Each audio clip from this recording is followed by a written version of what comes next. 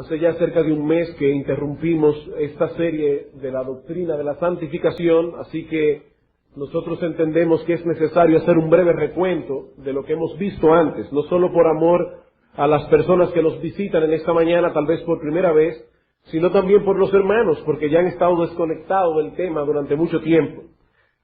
Y como son muchas las ideas que han sido explicadas en estos sermones sobre esta doctrina, no podemos hacer un recuento completo y amplio de todo lo que hemos visto. Pero al menos yo me sentiría gozoso y contento si supiera que ustedes recuerdan que la doctrina de la santificación posee una enorme importancia en la revelación que Dios nos ha dejado en su palabra. Dice la Biblia que el propósito central de nuestra salvación, tal como fue planeada por Dios en la eternidad, tal como fue llevada a cabo por el Hijo en la cruz y tal como es aplicada por el Espíritu Santo a nosotros, tiene un solo propósito central: nuestra santificación. En Efesios capítulo 1, versículos 3 y 4, Pablo alaba al Señor diciendo: bendito el Dios y Padre de nuestro Señor Jesucristo, que nos bendijo con todo tipo de bendición espiritual en los lugares celestiales en Cristo, según nos escogió en Él antes de la fundación del mundo. ¿Para qué? Propósito de la elección, propósito de la salvación, para que fuésemos santos y sin mancha delante de Él. Y en Tito capítulo 2, versículo 11 al 14 dice Pablo que la gracia de Dios ha venido y nos ha dado entendimiento para enseñarnos que renunciando a la impiedad y a los deseos mundanos, vivamos en este siglo sobria, justa y piadosamente, porque para eso fue que Cristo murió, para purificar un pueblo propio para sí, que sea celoso de buenas obras. Así que, hermanos, la obra de Cristo no iba únicamente destinada a rescatarnos de las consecuencias del pecado, sino que la obra de Cristo fue planeada para rescatarnos y libertarnos del pecado en sí. Se llamará Jesús, dice el ángel, porque Él salvará a su pueblo de sus pecados. Cristo vino a restaurar plenamente la imagen de Dios en nosotros, que fue deteriorada en el momento de la caída del hombre. Hemos dicho que esta obra de santificación viene al creyente en tres etapas distintas. En primer lugar, una etapa inicial a través de la cual Dios nos liberta del dominio del pecado, de la atadura del pecado. Esta etapa inicial ocurre en el mismo momento de la conversión. El pecado sigue siendo nuestro enemigo, pero ya no es nuestro rey. Cristo nos ha librado del dominio del pecado. En segundo lugar, viene una etapa progresiva de santificación, en la cual el creyente continúa luchando con la corrupción que permanece en él y conformándose cada vez más y más a la imagen de Dios. En esta etapa, Dios es el autor de santificación. En la etapa inicial, Dios es el único autor. Pero en la etapa progresiva, Dios también es el autor, pero el creyente tiene una responsabilidad que cumplir. El creyente no permanece pasivo en la santificación progresiva. Él tiene la responsabilidad de usar los medios que Dios nos ha provisto para crecer en gracia. Y finalmente, cuando abandonemos este cuerpo de carne y lleguemos al cielo, entonces entraremos en la etapa final de la santificación, que es la glorificación de nuestros cuerpos. Allí en el cielo no tendremos nunca jamás problemas con el pecado, ni siquiera tentaciones, nada, absolutamente nada. El pecado no tendrá que ver con nosotros. Pero recuerden, hermanos, eso es cuando lleguemos al reino de los cielos. Es con estas ideas en mente que pretendemos considerar a partir de ahora la doctrina de la santificación, pero en sus aspectos más prácticos. No podíamos tratar estos aspectos sin haber dejado claramente establecida la teología bíblica de la santificación que está detrás de todo esto que vamos a ver a partir de ahora. Porque si no sabemos lo que Dios ha hecho en nosotros y qué es lo que Dios demanda de nosotros, entonces no podremos ser fieles al Señor en la santificación progresiva. No podremos cumplir con nuestra responsabilidad y ocuparnos en la santidad, sin la cual dice la Biblia que nadie verá al Señor. Así que, de acuerdo con la enseñanza de la Escritura, es responsabilidad del creyente la de luchar en pos de la santidad. Pero ¿cuál se supone que es la meta que debemos perseguir en este asunto? Yo debo ser fiel en correr hacia la meta en pos de la santidad. Debemos movernos consciente y responsablemente hacia esa meta. Pero la pregunta es, ¿cuál es la meta? Imagínese que usted sale a correr y a correr y a correr hacia ningún lado. ¿A dónde va a llegar usted después de haber corrido durante mucho tiempo? Habrá llegado a ningún lado. Nosotros debemos ir en pos de la santidad. Pero ¿cuál es la meta? ¿Cuál es la meta que debemos perseguir caminando en pos de la santidad? Hermanos, es penoso, pero muchos creyentes han perdido el norte en cuanto a eso. Algunos creyentes piensan que ser santos es conformarse a cierto patrón de conducta establecido por ciertas personas. Ya sea que sea la iglesia que establezca esos patrones, ya sea que sea el pastor que establezca esos patrones, o ya sea que usted mismo establezca sus propios patrones de santidad. Y algunas personas se sienten tranquilas porque ellos piensan que van caminando en pos de la santidad, cuando en realidad están corriendo hacia una meta que no está en la palabra de Dios. ¿Cuál es la meta que debemos perseguir? ¿Saben cuál es, hermanos? Ser iguales a Dios. ¿Cuál es la meta que debemos perseguir en cuanto a la santidad? Ser iguales a Dios. Andar y correr en pos del carácter de Dios. Copiar el carácter de Dios en nuestras vidas. Actuar exactamente como Dios hubiese actuado si hubiese estado en nuestro lugar. Esa es la meta de la santificación. Noten que en 1 de Juan capítulo 3, versículo 1 y 2, dice el apóstol Juan: hijitos, aún no se ha manifestado lo que hemos de ser, pero cuando Él vuelva y le veamos, seremos semejantes a Él. Es hacia esa meta que nos estamos moviendo, a ser semejantes a Él. Levítico capítulo 11. Vamos a ver algunos textos rápidamente. A modo de introducción, Levítico capítulo 11. Levítico 11 es un texto sumamente interesante, porque se dan allí muchas regulaciones de cómo debía ser la vida de un judío, de lo que debía comer, de lo que no debía comer, de lo que debía vestir, de lo que no debía vestir.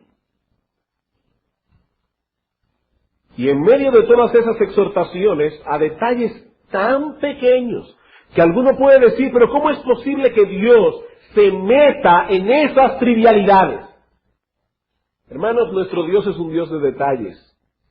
Y si usted no lo cree, solamente lea Levítico 11. Y usted va a ver allí un montón de pequeños detalles.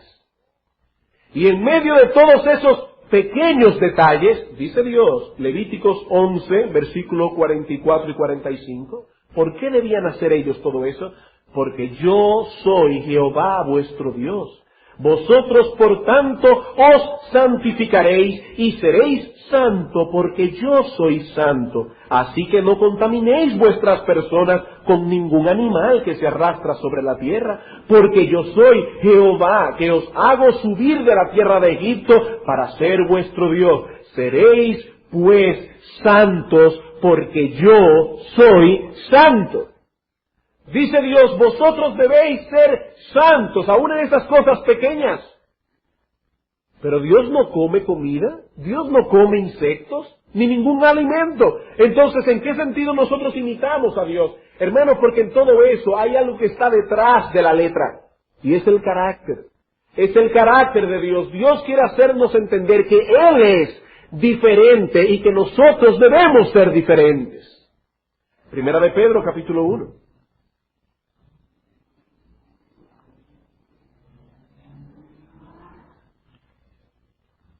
Primera de Pedro capítulo 1, versículos 13 al 16. Y es importante que busquemos textos del Nuevo Testamento también, para que nadie piense, bueno, eso es lo que Dios exige en el Antiguo Testamento.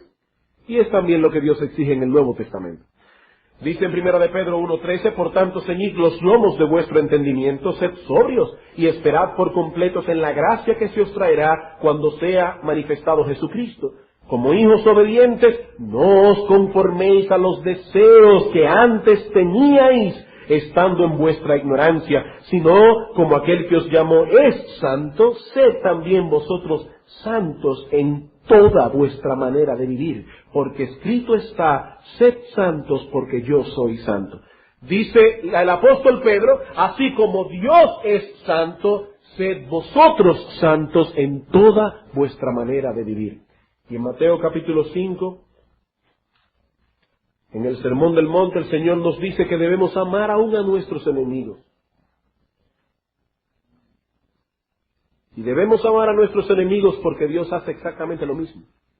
Mateo capítulo 5, versículo 43.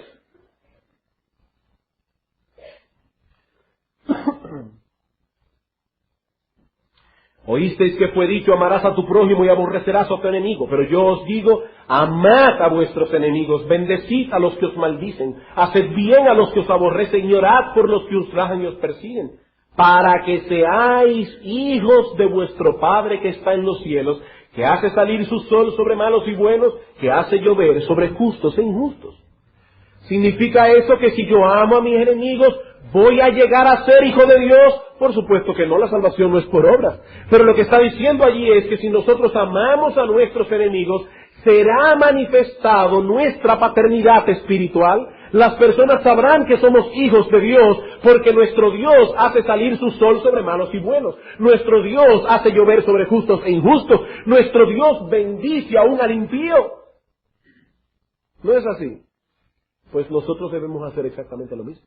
Y sigue diciendo él, porque si amáis a los que os aman, ¿qué recompensas tendréis? ¿No hacen también lo mismo los publicanos? Y si saludáis a vuestros hermanos solamente, ¿qué hacéis de más? ¿No hacen también lo mismo los gentiles? Sed, pues, vosotros perfectos, como vuestro Padre que está en los cielos es perfecto. Hermanos, ¿cuál es nuestro patrón de santificación? Ser iguales a Dios. Moverse en pos de la santidad es moverse en pos del carácter de Dios. Y no podemos olvidar ni por un momento cuál es nuestra meta. ¿Saben por qué? Porque si nosotros tenemos la meta delante, todo el tiempo, eso será para nosotros como un antídoto, como una especie de vacuna espiritual contra la autocomplacencia. Porque alguna persona puede decir, wow, yo sí he crecido en la fe. Ya yo tengo cierta disciplina en mis devocionales particulares. Ya yo he podido vencer en mi vida ciertos pecados. Y sentirse autocomplacido, sentirse realizado. Pero de repente esa persona recuerda que la meta que está persiguiendo es ser igual a Dios. Y entonces dice, wow, ¿cuánto camino me queda por recorrer? Y usted puede llegar a 100 años de edad y haberse convertido a los 10 y a los 90 años de convertido, leyendo su Biblia todos los días, orando al Señor fervientemente, todavía le habrá faltado un larguísimo camino que recorrer. Y por otro lado, cuando tenemos la meta delante, esa meta nos libra de copiar patrones humanos de santidad. Copiar patrones humanos de santidad. Nosotros somos muy dados al legalismo. En el ser humano hay una tendencia muy fuerte a ser legalista. Pero nosotros recordamos todo el tiempo que ser santos es ser igual a Dios. Y eso nos libra de patrones humanos de santidad. Y ahora viene la pregunta que me imagino que todo el mundo debe estarse preguntando. ¿Y cómo puedo yo, en una forma tangible y práctica, imitar a Dios en su santidad? ¿Cómo puedo yo hacer semejante cosa, imitar a Dios en su santidad? ¿Cómo puedo yo saber, por ejemplo, cuál es la demanda del carácter de Dios en cada caso? ¿Cómo puedo yo saber eso, en cada caso particular? ¿Cómo puedo yo caminar en esa senda de imitación de la santidad de Dios? Para responder esa pregunta, veremos 3 senderos claramente delineados para nosotros, de modo que podamos caminar por ellos sin perdernos, sin extraviarnos. 3 senderos claros que Dios nos ha dejado para poder imitar su santidad. Primer sendero, el sendero de la ley de Dios. El primer sendero es el sendero de la ley de Dios. Y cuando hablamos de la ley de Dios, nos estamos refiriendo primariamente a esa revelación que Dios nos ha dejado en los 10 mandamientos. En eso que nosotros llamamos el decálogo. ¿Qué nos dice Pablo en Romanos capítulo 7 acerca de esos mandamientos? Romanos capítulo 7, versículo 12 y 14. Si queremos imitar a Dios en su carácter, debemos caminar por la senda de la ley de Dios. Dice Romanos capítulo 7, versículo 12, de manera que la ley, y está hablando de los 10 mandamientos en el contexto, de manera que la ley a la verdad es santa y el mandamiento santo, justo y bueno. ¿Qué nos dice Pablo acerca de la ley? De los 10 mandamientos, del decálogo. Nos dice que el decálogo es santo, justo y bueno. Y si nosotros recordamos que esos 3 son atributos de Dios, entenderemos por qué la ley es así. Hermanos, solo Dios es intrínsecamente santo. Solo Dios es intrínsecamente justo. Solo Dios es intrínsecamente bueno. Y si la ley tiene alguna santidad, alguna justicia y alguna bondad, es sencillamente por la razón de que la ley es una copia al carbón del carácter de Dios. Me gustó mucho una definición que leí acerca del decálogo en un libro de John Murray. Dice él: esta refleja el carácter de Dios y es el registro oficial de su perfección. Esta lleva impresa la marca de su autor. ¡Qué buena definición! Nunca había leído una definición más buena del decálogo. Dice Murray que el decálogo es el registro oficial de su perfección, de la perfección divina. Y luego nos dice Pablo en el versículo 14, porque sabemos que la ley es espiritual. Y si ustedes estudian en los escritos de Pablo, cuando él usaba la frase que tal cosa es espiritual, se va a dar cuenta que Pablo usaba esa expresión para referirse a aquellas cosas que eran derivadas del Espíritu Santo. Cuando Pablo dice que la ley es espiritual, está volviendo otra vez al autor de la ley. Está diciendo que la ley emana del Espíritu de Dios, que el Espíritu de Dios es el autor de la ley. Por lo tanto, hermanos, no conformarse a la ley de Dios en cualquiera de sus requisitos es no conformarse al carácter de Dios. La ley es santa, justa y buena por cuanto es la impresión del carácter de Dios. Por tanto, si Dios es nuestro modelo de santificación, debemos ver la ley como un regalo que Él nos ha dado. Un regalo que Él nos ha dado para que no andemos a tientas y ciegas preguntándonos ¿y qué haría Dios si estuviera en mi lugar? Él haría lo que la ley de Dios dice. Porque la ley de Dios es el registro oficial de su perfección. Pero cuando hablamos de transitar en el camino de la ley de Dios, debemos especificar más aún a qué nos estamos refiriendo para que nadie se confunda. En primer lugar, debemos decir que se trata de una obediencia obrada por el poder del Espíritu Santo. Se trata de una obediencia a la ley obrada por el Espíritu Santo. Nadie, absolutamente nadie, ni siquiera un creyente, puede transitar en el camino de la ley divina por sus propias fuerzas. En segundo lugar, no se trata de una obediencia perfecta.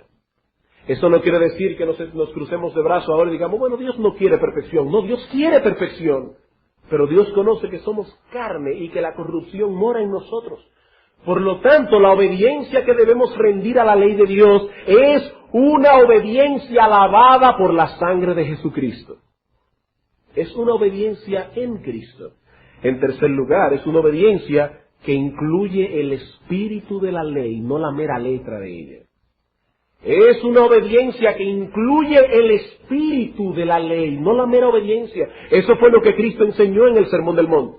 Algunas personas dicen que Cristo vino a cambiar la ley. No. Cristo vino a cumplir la ley. Cristo vino a llevar la ley hasta su verdadero significado porque los judíos no entendían el carácter espiritual de la ley.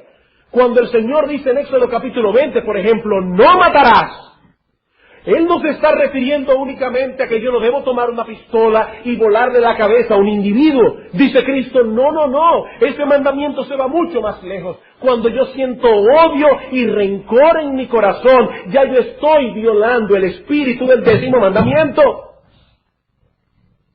Cuando yo no cuido mi propia vida y soy un descuidado y como comidas que no debo comer muchísimas veces, soy un glotón, yo estoy violando el 10º mandamiento. Cuando yo no le doy a mi cuerpo el descanso que mi cuerpo necesita, yo estoy violando el 10º mandamiento, yo estoy atentando contra mi vida, porque Dios me ha dado un cuerpo que yo debo cuidar. Es el espíritu de la ley, no solamente la letra de ella. Y en cuarto lugar, debemos entender que no se trata de una obediencia ofrecida a Dios para ganar la salvación. Porque si fuera así, entonces fuéramos salvos por la ley. Y Pablo dice que es todo lo contrario, que somos salvos por medio de la fe. La única base de nuestra aceptación delante de Dios es la obediencia que Cristo ofreció a Dios a la ley. La obediencia de Él y su muerte en la cruz. Pero precisamente cuando entendemos eso, brota de nuestro corazón un sentimiento de gratitud tan grande que nos mueve a la obediencia. No es una obediencia para salvación, es una obediencia porque somos salvos. Así que si alguien pregunta qué significa esto de imitar a Dios en su santidad, bueno, significa en primer lugar conformarse a su carácter santo, justo y bueno plasmado en su ley. Vivir en el marco de aquello que Él nos ha revelado en sus mandamientos. En segundo lugar, el segundo sendero que Dios nos ha dejado es el sendero de sus preceptos. El sendero de sus preceptos. No solamente debemos conformarnos a su divina ley, sino también a todo aquello que Dios ha revelado a su pueblo en sus palabras, en su palabra. Todo lo que Dios ha revelado. Vemos, por ejemplo, en Romanos capítulo 12, versículos 1 y 2, un texto que ustedes conocen de memoria, dice, así que, por las misericordias de Dios, os rogamos que presentéis vuestros cuerpos en sacrificio vivo, santo, agradable a Dios, que es vuestro culto racional. No os conforméis a este siglo, sino transformaos por medio de la renovación de vuestro entendimiento, para que comprobéis cuál es la buena voluntad de Dios. Pero después que Pablo dice que debemos no conformarnos al mundo, sino conformarnos a la voluntad de Dios, Él no nos deja en oscuridad, sino que nos dice en todos Romanos 12 una serie de exhortaciones prácticas para que sabemos cuál es la voluntad de Dios. Nos dice en los versículos 13 en adelante que debemos poner nuestros dones en funcionamiento en el cuerpo de Cristo. Nos dice en el versículo 9 que debemos tener amor sin fingimiento. Nos dice en el versículo 11 que en lo que requiere diligencia no debemos ser perezosos, que debemos servir al Señor fervientemente, que debemos estar gozosos en la esperanza, que debemos ser hospitalarios. Lo que Él está diciendo es, todo lo que está ahí es la voluntad de Dios. Dios no nos ha dejado en oscuridad al respecto. Lo mismo ocurre en 1 Tesalónica capítulo 4. 1 Tesalónica 4, 1 al 4, dice Pablo, por lo demás, hermanos, os rogamos y exhortamos en el Señor Jesús, que de la manera que aprendisteis de nosotros, cómo os conviene conduciros y agradar a Dios, así abundéis más y más. Pablo dice, yo les he enseñado a ustedes cuál es la manera conveniente de conducirse, cómo ustedes deben agradar a Dios, porque ya sabéis qué instrucciones os dimos por el Señor Jesús, pues la voluntad de Dios es vuestra santificación. Pero Pablo no dice, oh sí, sean santos, sino que ahora Pablo dice en sentido específico que os apartéis de fornicación, que cada uno de vosotros sepa tener su propia esposa en santidad y honor. Pablo no dice simplemente, yo quiero que ustedes sean santos, sean buenos. No, Pablo dice, yo les pido que se comporten de esta y de esta manera, porque eso es caminar en la senda del carácter de Dios. Hermanos, Dios no nos ha dejado en oscuridad en lo que respecta a ser santos. Algunos parecen creer que cuando uno se convierte, el Señor pone una especie de dispositivo automático en el creyente. Y que cuando yo estoy en una situación difícil y tengo que tomar una decisión, ese dispositivo automático ¡pah!, se dispara. Entonces lo único que yo debo hacer es orarle a Dios que dispare el dispositivo cada vez que tengo que hacer una decisión y entonces ver qué dice mi corazón acerca de ello, cómo yo me siento. Por eso es que ustedes ven que a mucha gente cuando uno le llama la atención y lo amonesta y le dice, hermano, esto que tú estás haciendo es incorrecto, esa persona le va a decir, pero yo no me siento mal haciéndolo. Pero yo he estado haciéndolo todo este tiempo y sinceramente que yo no me siento mal, mi conciencia no me acusa. Hermano, ¿y quién te ha dicho a ti que es tu corazón engañoso y depravado que te debe decir a ti lo que está bien y lo que no está bien? La Biblia dice, no se lleven del corazón, porque el corazón del hombre es engañoso. El problema no es si yo me siento bien o me siento mal haciendo eso. Hay cosas que uno debe hacer que después que la haga se va a sentir mal. Pregúntese qué padre se siente bien pegándole una pela a su hijo. ¿Usted cree que eso es agradable? A veces uno quisiera ocultar la cara para hacerse que no vio. Eso no es agradable. Eso es sumamente desagradable. Amonestar a un hermano en la iglesia es sumamente desagradable, pero es nuestro deber. Y yo debo hacerlo aunque me sienta mal haciéndolo.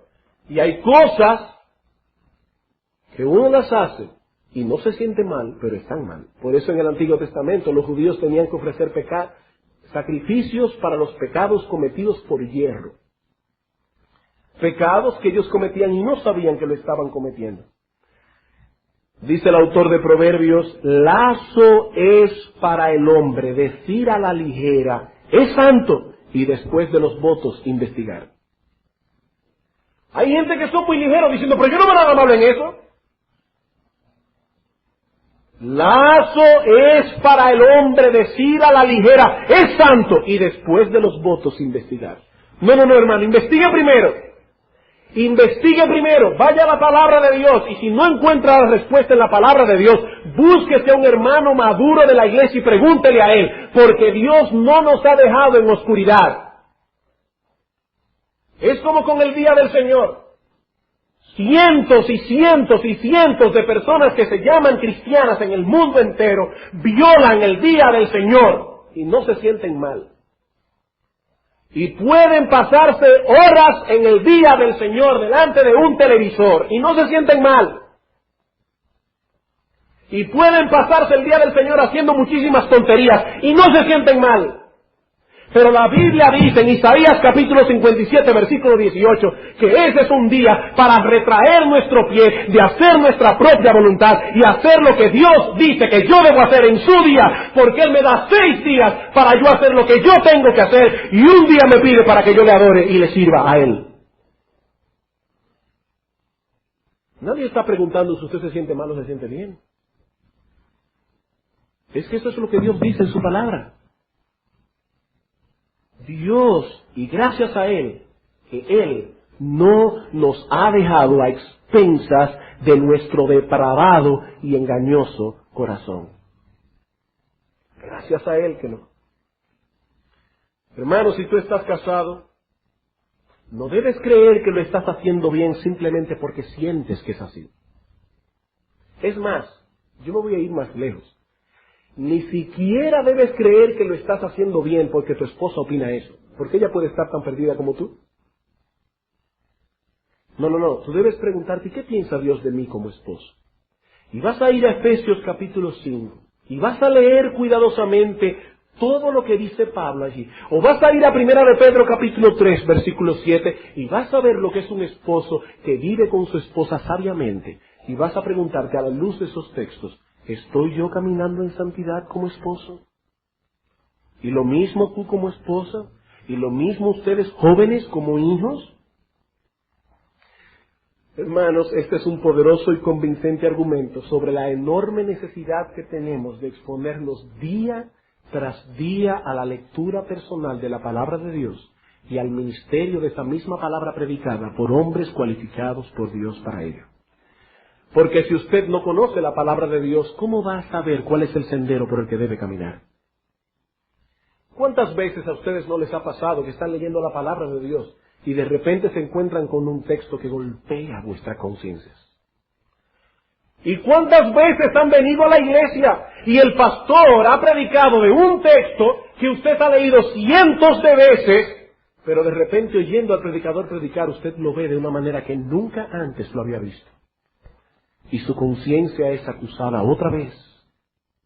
Necesitamos exponernos de todo modo a la palabra de Dios, a toda la palabra de Dios. Por ello el Señor fue tan explícito cuando dijo, id y hacer discípulos. ¿Cómo? Bautizándolos y enseñándoles todo, hermano, oye bien, todo, dice Cristo, lo que yo os he mandado. El apóstol Pablo dice, toda la Escritura es inspirada y es útil, toda la Escritura. Y el Señor dice, no solo de pan vivir el hombre, sino de toda palabra que sale de la boca de Dios.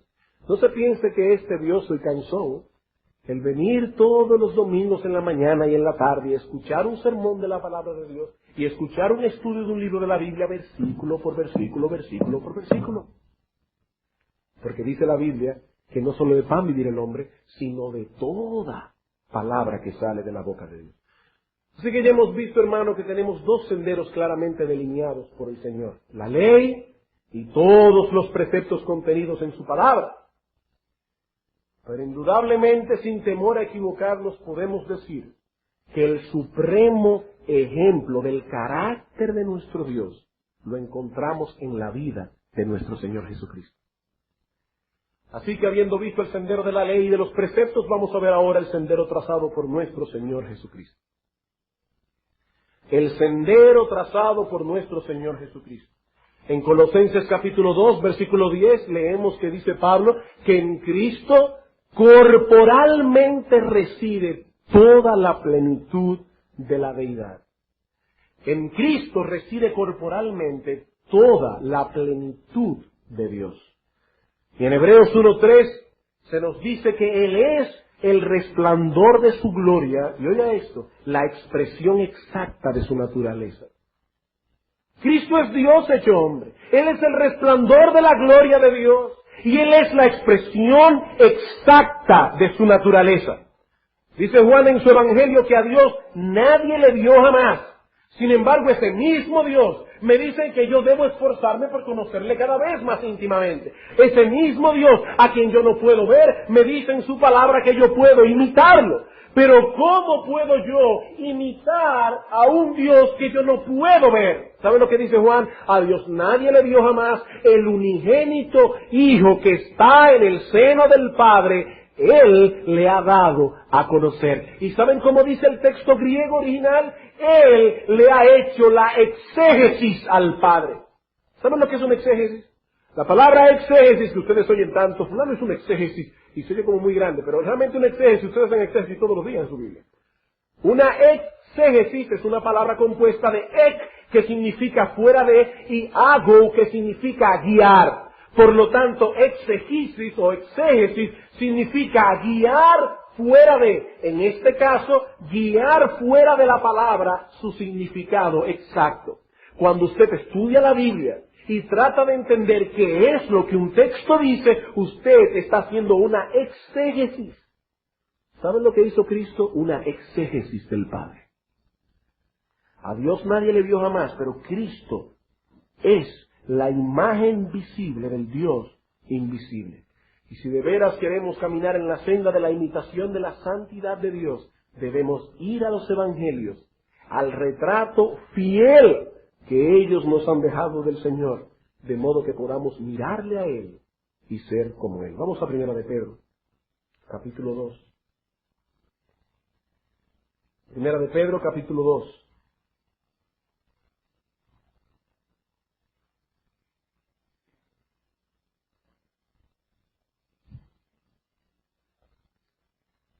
Antes de leer el texto, quisiera que ubiquemos el contexto. ¿De qué está hablando Pedro en este pasaje? Dice en el versículo 18, criados, estad sujetos con todo respeto a vuestros amos, no solamente a los buenos y afables, sino también a los difíciles de soportar. En otras palabras, el apóstol Pedro está escribiendo mandamientos específicos a personas específicas. Eso es lo que me gusta de la palabra de Dios. La palabra de Dios no habla en sentido general. Yo recuerdo una vez haber leído de un presidente de los Estados Unidos que estuvo en una iglesia, y cuando salió de la iglesia la esposa le preguntó, ¿y de qué habló el pastor? Dice, bueno, él habló del pecado. Sí, pero ¿qué dijo del pecado? Bueno, por lo que yo oí parece que a él no le gusta mucho eso. Un mensaje tan general que él no podía saber de qué habló el predicador o el pastor. Sin embargo, esta gente escribían a personas específicas y le daban mandamientos específicos. Y yo me pregunto, ¿cuántos creyentes no tienen que enfrentar situaciones similares a estas día tras día?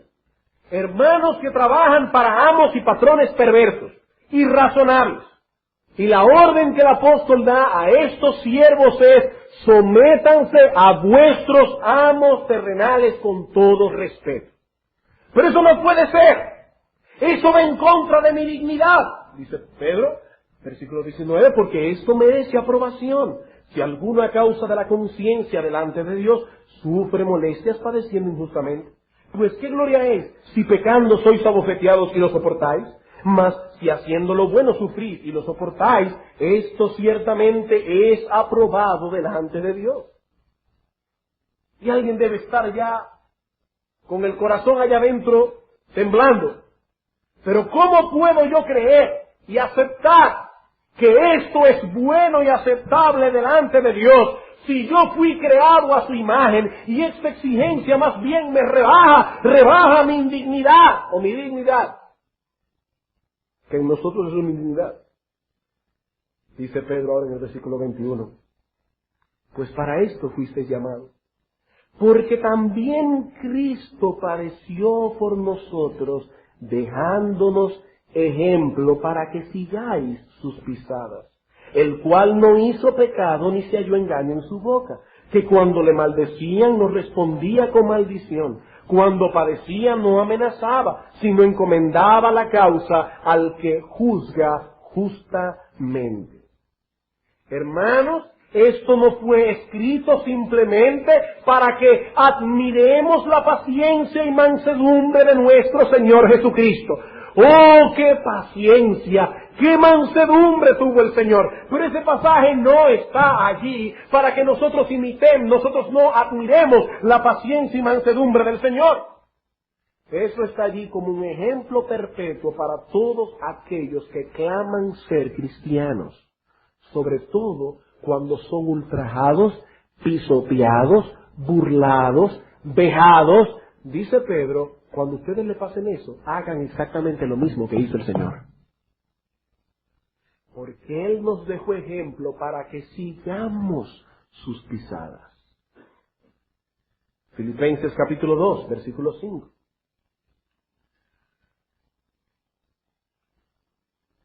A menos, por supuesto, que usted se crea más digno que el Hijo de Dios. Hermanos, Él era el Hijo de Dios. Y cuando le golpeaban, Él decía, Padre, perdónalos porque no saben lo que hacen. Cuando usted se aira, cuando alguien le ofende, usted lo que está diciendo es, yo soy más digno que el Hijo de Dios. Yo soy más digno que el Hijo de Dios. Él pudo aguantar todo eso, pero yo no puedo aguantarlo. Hermano, ¿y quién es usted? ¿Quién es usted? En Filipenses capítulo 2, aparentemente habían algunos problemas en la iglesia. Y el apóstol Pablo quiere que ellos se comporten en una forma correcta, guardando la unidad de la iglesia, siendo humildes, teniendo un mismo amor, un mismo propósito. No mirando cada uno por lo suyo propio, sino cada cual también por lo de los otros, que ahí viene el ejemplo de Cristo. Haya pues en vosotros esta misma forma de pensar que hubo también en Cristo Jesús. Hermanos, Dios ni siquiera nos ha dado derecho para tener nuestra propia forma de pensar. Dice aquí, haya pues en vosotros esa misma forma de pensar que hubo en Cristo Jesús. Hermanos, Él no es únicamente nuestro modelo a copiar en nuestras acciones. Él es aún nuestro modelo a copiar en nuestros pensamientos. Y si yo me recreo en un pensamiento que Cristo hubiese rechazado, estoy pecando contra Dios.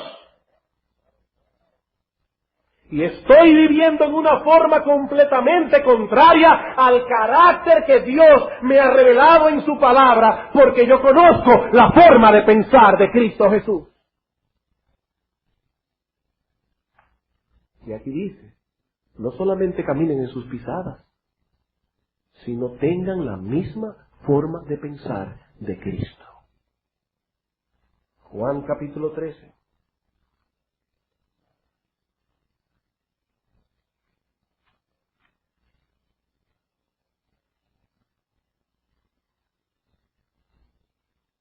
Una historia muy conocida.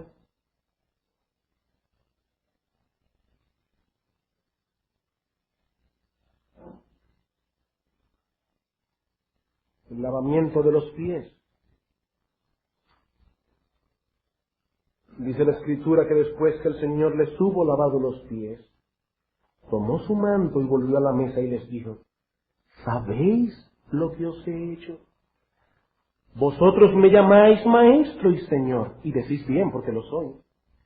Pues si yo, el Señor y el Maestro, he lavado vuestros pies, vosotros también debéis lavaros los pies los unos a los otros. Porque ejemplo os he dado para que como yo os he hecho, vosotros también hagáis. De cierto os digo, el siervo no es mayor que su Señor, ni el enviado es mayor que el que le envió. Si sabéis estas cosas, bienaventurados seréis si las hiciereis. El Señor no nos está pidiendo aquí que debemos lavarnos los pies literalmente los unos a los otros. Esa era una enseñanza, una costumbre de la época. Pero ¿saben una cosa? La enseñanza implícita de ese texto es más demandante que quitarle el zapato a una persona y las medias, por más sucias que estén, y lavarle literalmente los pies. La enseñanza de ese texto es mucho más demandante. Lo que Cristo está diciendo es que Él ha dejado establecido para nosotros un ejemplo de santidad y que Él espera que nosotros procuremos activa y conscientemente imitarlo. Lo que Él está diciendo es, ustedes saben cómo yo he vivido. Ustedes saben hasta el punto que yo he llegado por amor a vosotros. Ustedes saben lo que yo he estado dispuesto a hacer para servirles. Yo quiero que ustedes hagan exactamente lo mismo. Yo quiero que ustedes estén dispuestos a cualquier cosa por amor al hermano. Así que, hermano, tú puedes examinar tu vida a la luz de esto y preguntarte, ¿tú estás lavándole los pies a alguien en esta iglesia?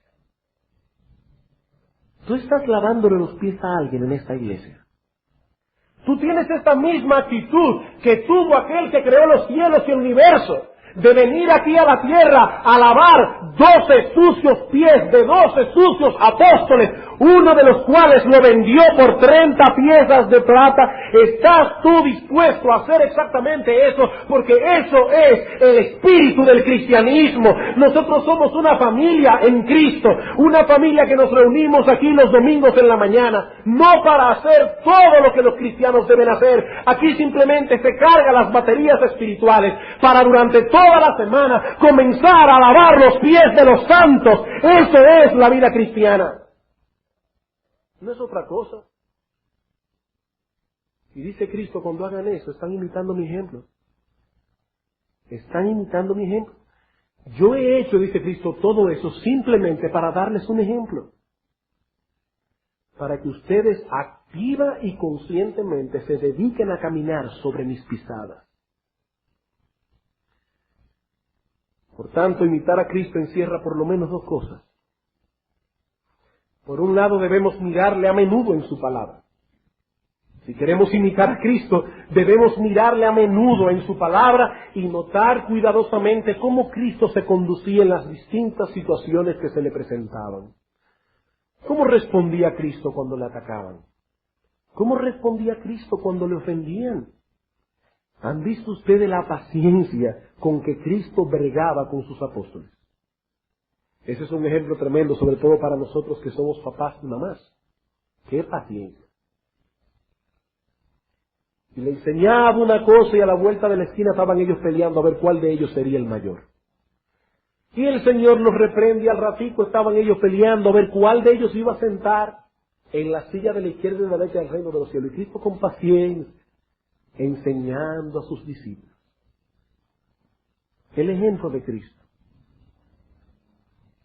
Hermanos, es mirando a Cristo que somos transformados en la misma imagen de gloria en gloria. Yo recuerdo lo que me impactó a mí hace unos meses atrás cuando estaba leyendo en el Evangelio de Lucas en mi devocional particular. Y llegué a Lucas capítulo 5.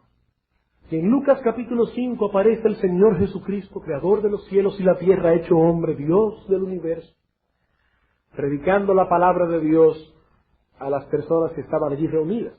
Pero eran tantas las personas que Cristo tiene que subirse en una barca. Y dice la Escritura, una frase breve que se lee en menos de una pizca de segundo. Dice la Escritura, el Señor le rogó a Pedro que apartase la barca de la tierra un poco. Me impactó tanto esa frase que hasta fui a mi texto griego para estar seguro de que ahí aparecía la palabra rogar. Y sí, hermanos, allí dice, Cristo le rogó a Pedro que apartase de la tierra la barca un poco. Era el Hijo de Dios, el creador del universo, el creador de Pedro. Él le hubiera podido decir, mira tú gusano, por favor aparta la barca un poco. Y Pedro hubiera tenido que hacerlo inmediatamente, porque eso era Pedro delante de Cristo, un gusano. Pero Cristo le rogó, le suplicó, ¿saben por qué? Porque Cristo era gentil, porque Cristo era tierno, porque Cristo era manso. ¡Wow! Eso sí me golpeó fuertemente. ¡Qué gentileza, qué ternura de Cristo! Pidiendo un favor, el Hijo de Dios. Hermanos, tenemos que ir a los evangelios y mirar a Cristo, cómo actuaba Cristo, cómo hablaba Cristo, cómo enseñaba a sus discípulos, cómo reaccionaban cuando lo ofendían. Pero no solo eso, implica también, en dependencia del Espíritu Santo, procurar activa y conscientemente actuar como Él. Eso no es automático, no es automático. Es que yo debo ver cómo Él lo hacía y luego debo obligar a mi depravado corazón a no seguir sus impulsos. Yo debo ver cómo Él lo hacía y entonces exigirme a mí mismo actuar exactamente como Él. Así que si alguien pregunta, ¿cómo puedo yo imitar a Dios en su santidad? La respuesta siempre será nuestro Señor Jesucristo. Nuestro Señor, nuestro amado Señor Jesucristo. Hermanos, Él es nuestro modelo a copiar de santidad. De hecho, nosotros fuimos elegidos, ¿saben para qué? Para ser conformados a su imagen. Yo recuerdo hace muchos años que leí una historia infantil, que inclusive le he contado aquí antes, pero me acabo de acordar. Le preguntaron a una niña, ¿cómo fue que Dios hizo al hombre? Y la niña respondió, muy fácil. Él tomó un papel, hizo la figura del hombre y después lo recortó con una tijera. Uno se ríe de eso, pero ¿saben una cosa? Esa niña no estaba muy lejos de la realidad. Dice Génesis capítulo 1, versículo 1, en el principio creó Dios los cielos y la tierra. La palabra hebrea para crear es la palabra bará, que viene del griego ver, que significa cortar. Por eso de esa palabra también se deriva la palabra berith, que significa pacto. Porque los pactos en Israel se hacían cortando un becerro entre parte y parte. O sea que en realidad, cuando Dios estaba creando, Él estaba modelando algo. Él estaba cortando como una tijera. Pero ¿saben cuál era el modelo, hermanos? El modelo era nuestro Señor Jesucristo. Dice Romanos capítulo 8, versículo 29, a los que antes conoció, también los predestinó. ¿Saben para qué? Para que fuesen conformados, conformes a la imagen de su Hijo. Él estaba creando cristitos. Pero el hombre perdió la imagen divina en la creación, en la caída. Y lo que hace la redención es recobrar esa imagen perdida. Bien, hermanos, como podemos ver, la santidad no es opcional en la vida cristiana. No es opcional. La Escritura declara explícitamente que sin santidad nadie verá al Señor. Nadie, absolutamente nadie. La santidad no es opcional, pero tampoco es opcional cuál es el patrón que debemos perseguir en lo concerniente a nuestra santidad personal. Eso no es opcional. Aquí sus propias convicciones, hermano y hermana, no valen un centavo. Tu propio parecer, tu propia forma de pensar, no, eso no es opcional. Dios no nos ha dejado a nuestras propias opiniones para saber lo que es y lo que no es ser santo.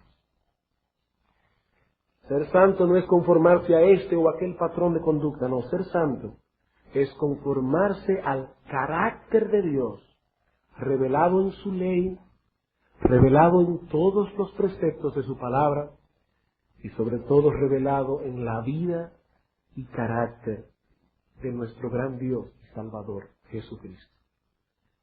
Vamos a orar. Oh Señor, una vez más nosotros queremos venir delante de ti, reconociendo, Padre, nuestra debilidad, nuestra indignidad, reconociendo los pecados que cometemos cuando no caminamos en la senda de tu ley, en la senda de tus preceptos, en la senda del carácter santo, justo y bueno de nuestro Señor Jesucristo. Oh Señor, una vez más nosotros te suplicamos por nuestra iglesia, por todos y cada uno de los hermanos que componen la membresía de esta iglesia local. Oh Señor, ayúdanos a ser santos. Ayúdanos a crecer en santidad. Que el mundo pueda ver en nosotros tu carácter. Purifica nuestra iglesia, Señor. Y danos las fuerzas necesarias para poder hacer lo que sabemos que debemos hacer. Te lo suplicamos en Jesús. Amén.